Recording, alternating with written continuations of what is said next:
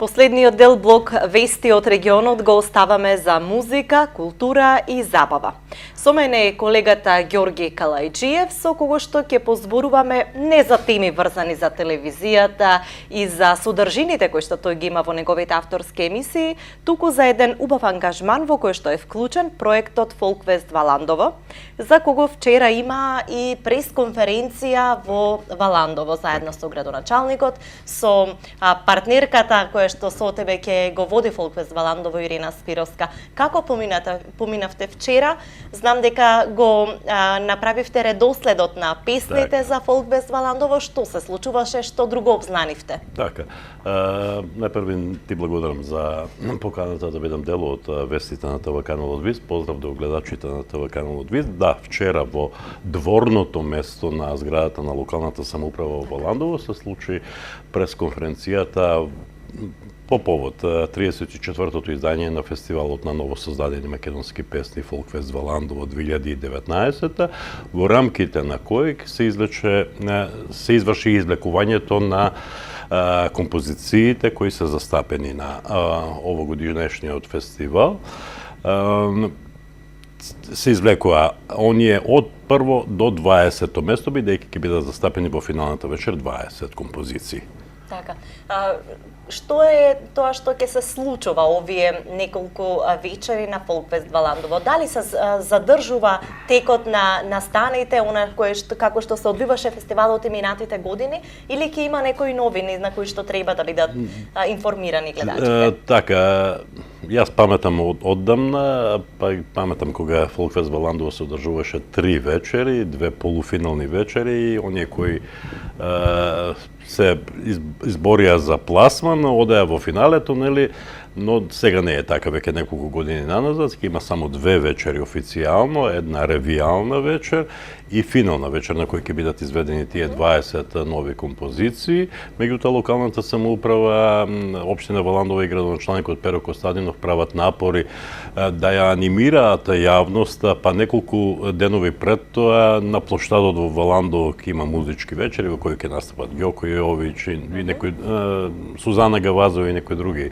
групи и пеачи. Двете вечери ќе се случат во четврток навечер, ревијалната вечер, и во петок е она финална вечер со оние 20 композиции. Што е предвидено во ревијалниот дел?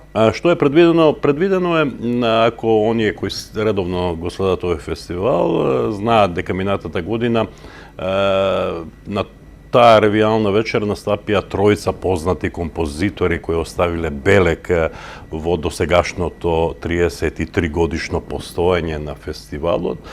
Па, ако не се лажам, минатата година на сцената се разговараше со еден Миле Барбаровски, со еден Григор Копров и така натаму.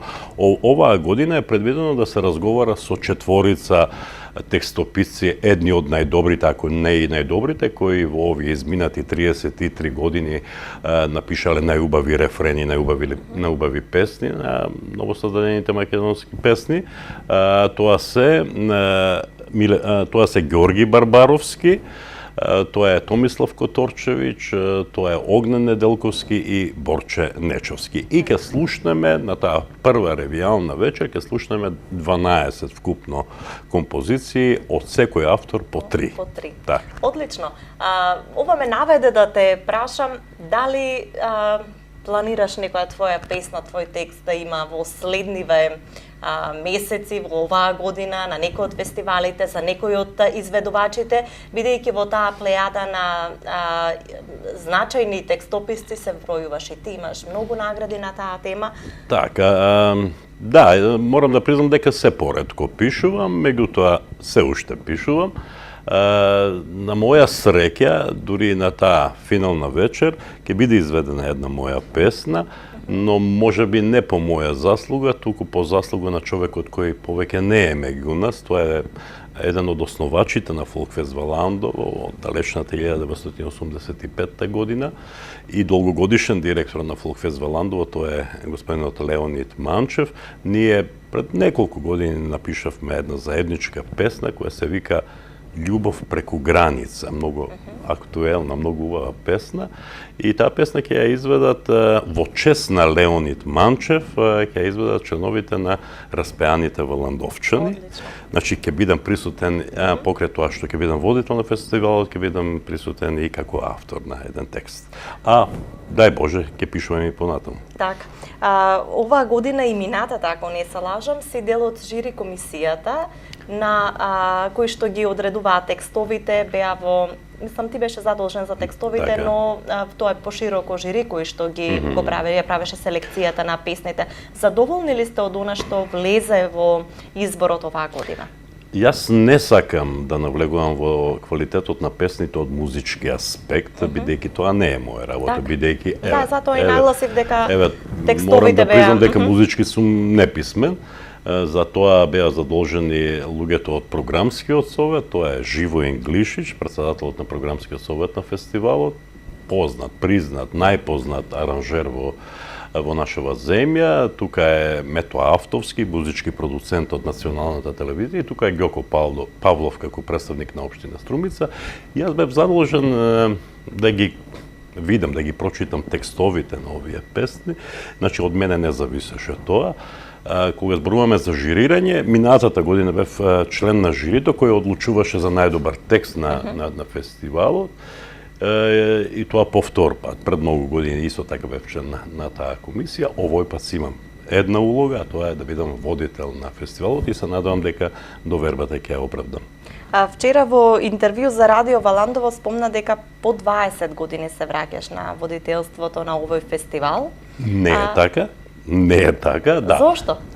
Не е така, да. 20 години славиме јас и Ирена Спировска како водителски пар кој прв пат стапна на Валандовската фестивалска сцена пред 20 години, бидејќи ние кога последен пат пред беше некои 14 години. Неколку години. Значи тоа е јубилеј наш заеднички, 14-тото Валандово го водевме заедно, 15-тото го водев сам, и јас сум единствениот водител кој сам го водел во овие 34 години овој фестивал. А инаку ова е моје 7-мо водителство на Фолкфест Валандово, на Ирена Спировски е трето, па кога ќе ги собереш тие две бројки, повторно имаме јубилеј. Една десетка, така е. Така. Јас ти благодарам за учеството во вестите, посакувам успешно представување и вам како водителски пар, но љубаво издание на Фолкфест Валандово, многу хитови, па се надевам дека ќе можеме со нови теми околу тоа како помина Фолкфест Валандово повторно да поразговараме и да ги информираме гледачите. Ти благодарам. Почитувани, тоа беше блокот Вести од Југоистокот. Се враќаме со најновите информации од државата.